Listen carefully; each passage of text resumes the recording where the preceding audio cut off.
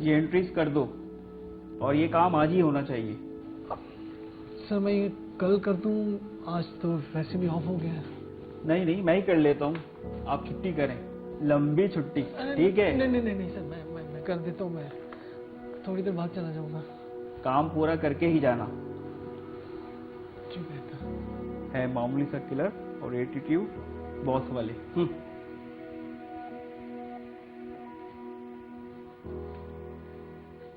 बहुत से ऑर्गेनाइजेशन में जब स्टाफ को ब्लैकमेल किया जाता है या उसका इस्तेहसाल किया जाता है या उसकी कमज़ोरियों से फ़ायदा उठाया जाता है, तो उसके नतीजे में चूंकि जाहिर सी बात है कि स्टाफ को ओवरबर्डन कर दिया जाता है, तो मेंटली डिप्रेस्ड होता है इंसान। और डिप्रेस क्यों होता है? क्योंकि जब भी इंसान थ्रेटन्ड फील करेगा या डेंजर फील करेगा, यानी उसके ऊपर थ्रेट है कि भैया आपने करना है तो करो वरना फिर कोई और कर लेगा, तो इस थ्रेट की सूरत में जो हमारा ब्रेन है वो डिफरेंट केमिकल्स रिलीज करता है, जिसमें एड्रेनलिन और कोर्टिसोल वगैरह शामिल हैं। ये स्ट्रेस हार्मोन्स कहलाते हैं बेसिकली। इसके नतीजे में स्ट्रेस लेवल हाई होगा। अब जब इंसान अपने स्ट्रेस को कंट्रोल नहीं कर सकेगा, मैनेज नहीं कर सकेगा, तो फिर उसके नतीजे में आगे जाके ब्लड प्रेशर का शिकार होता है, आगे जाके इंसान को जो है डायबिटीज़ होना शुरू हो जाता है और मेंटली फिर इंसान डिस्टर्ब होना शुरू हो जाता है। आबिद, कल तुझे तेरे अब्बा ने फ़ोन करके बुलाया था, क्या हुआ? खैरियत? अबे हाँ यार, चीज़ वाले चाचा नहीं अपने, हाँ, उन्होंने कल अब्बा को कॉल करके शिकायत कर दी। बोल रहे थे कि तुम्हारे बच्चे भाई गली में से गुंडागर्दी करते हैं और गली की औरतों को छेड़ते हैं। अच्छा, फिर मेरे अब्बा ने घर बुलाया, जलील किया और बोल रहे थे कि तुम्हारी स्टडी कंप्लीट हो गई है तो अभी अपनी जॉब का बंदोबस्त करो। अरे मेरे अब्बा का भी यही हाल है, लेकिन मेरी माँ का मुझे सपोर्ट है। लेकिन आजकल इतनी टेंशन नहीं होती नौकरी की। अरे वो देख चंपू आ रहा है, चला इसकी लेते हैं। अरे चंपू मियाँ, रुकिए, कहाँ जा रहे हैं? घर जा रहा हूँ। अरे चंपू मियाँ, आप तो ना सलाम ना दुआ। बस मैं जरा जल्दी में था। अरे हमें भी बुलाओ, भाभी के हाथ की चाय पिए। अरे चंपू मियाँ को तो गुस्सा आ रहा है। अरे नहीं यार, चंपू मियाँ को कहाँ गुस्सा आता है? गुस्सा तो हम जैसे मर्दों को आता है। एक मिनट, देख अभी आएगा गुस्सा। ये देख, अब लग रहा ना असल मर्द हमारे जैसा। खबरदार, ऐसा सोचना भी नहीं। जाओ यहाँ से, निकलो, चलो चल निकलो। और हाँ, हम लोग आएंगे कभी चाय वाय पीने के लिए, सही है? चल। अपनी सराउंडिंग में हम देखते हैं बहुत से लोग, जैसा कि हमने इस स्टोरी में भी देखा, कि कोई कुछ भी कहता रहे तो खामोशी से गुजर जाएंगे या दूसरों के हाथों बेवकूफ़ बनते रहेंगे, रिटेलिएट नहीं करेंगे। तो बेसिकली ऐसे लोगों को जब हम एनालाइज करते हैं तो पता ये चलता है कि पास में, उनके बचपन में कभी ना कभी ऐसी चीज़ें होती हैं, बुरी तरह से उन्हें ह्यूमिलिएट किया जाता है, उनकी पर्सनैलिटी डिस्टॉर्ट कर दी जाती है, जिनकी वजह से उनके अंदर ये बिहेवियर डेवलप होता है कि वो एज ए शाई पर्सनैलिटी और इंट्रोवर्ट के तौर पे सोसाइटी में सामने आते हैं। यानी ऐसे लोगों के अंदर कॉन्फिडेंस की बहुत ज़्यादा कमी होती है। ऐसे लोगों को मतलब अपने हक के लिए जो है वो बात नहीं कर सकते, और चाहे वो कंपनी हो, सोसाइटी हो, फैमिली हो, वो एक सप्रेस्ड पर्सनैलिटी के तौर पे ही उनको देखा जा सकता है।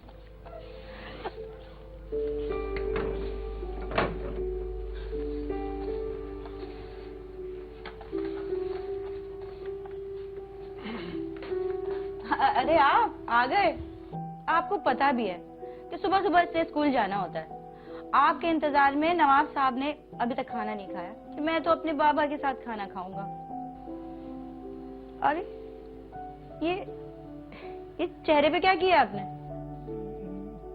क्या? अरे ये कहाँ से चेहरे पे काले पोत आए? वो भाई खराब हो गई थी रास्ते में, तो उसी से शायद लग गई है।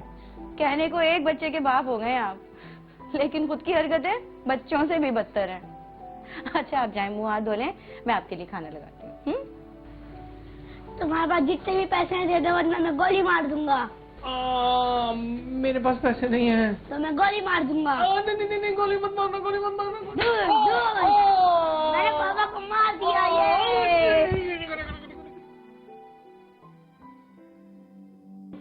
अरे आप बेफिक्र रहें शाह साहब, आपने कह दिया काम हो गया। ये जॉब आपके साले साहब की हो गई। जी आप बस आप हमारा काम करना ना भूलिएगा। जी ओके इरशाद साहब, खुदा हाफिज।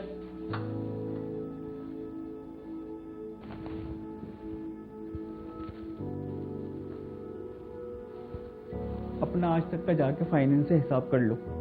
हिसाब कर लो सर, मैं कुछ समझा नहीं। एक तो हर बात तुम्हें एक्सप्लेन करनी पड़ती है।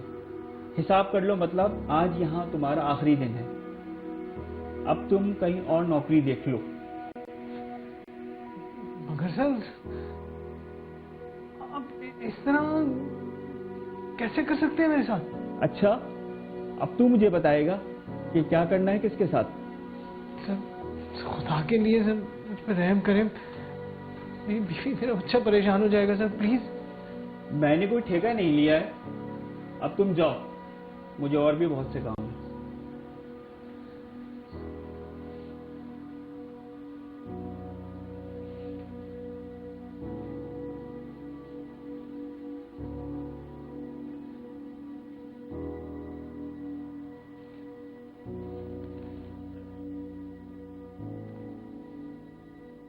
इसकी रूट कॉज क्या है? रूट कॉज ये है कि आजकल बेरोज़गारी बहुत ज़्यादा है। यानी आप एक जॉब का ऐड देते हैं तो सैकड़ों की तादाद में लोग आते हैं और अच्छे क्वालिफाइड लोग आते हैं, जिसकी वजह से जो करंट स्टाफ है उसको जो है वो ब्लैकमेल किया जाता है। उसको कहा जाता है आपने करना है तो करें वरना और हैं, ठीक है। डाउन साइजिंग के नाम पे कभी निकाल दिया जाता है, कभी और एलिगेशन लगा के निकाल दिया जाता है। तो उसका असर ये होता है कि जो स्टाफ काम कर रहा है वो गैर मुतमईन होता है, अनसर्टेनिटी की कैफियत में काम करता रहता है और वो जो कल्चर है वो डेवलप होता जा रहा है। ज़रूरत इस अमर की है कि अपने स्टाफ पे काम किया जाए, अपने लोगों को सेटिस्फाई किया जाए और सिर्फ अपना ही फ़ायदा नहीं देखा जाए, बल्कि जो एक आपकी टीम है, जो आपका स्टाफ है, क्योंकि स्टाफ आपका एसेट है, अपने उस एसेट पे काम करें, ना कि आप स्टाफ को जाने दें फिर नई टीम हायर करें, फिर स्टाफ को जाने दें फिर नई टीम हायर करें। अपना फ़ायदा जो भी कंपनीज देखती हैं तो एट द एंड कहीं ना कहीं हमने ये देखा है कि बड़े बड़े ग्रुप्स बंद हो जाते हैं।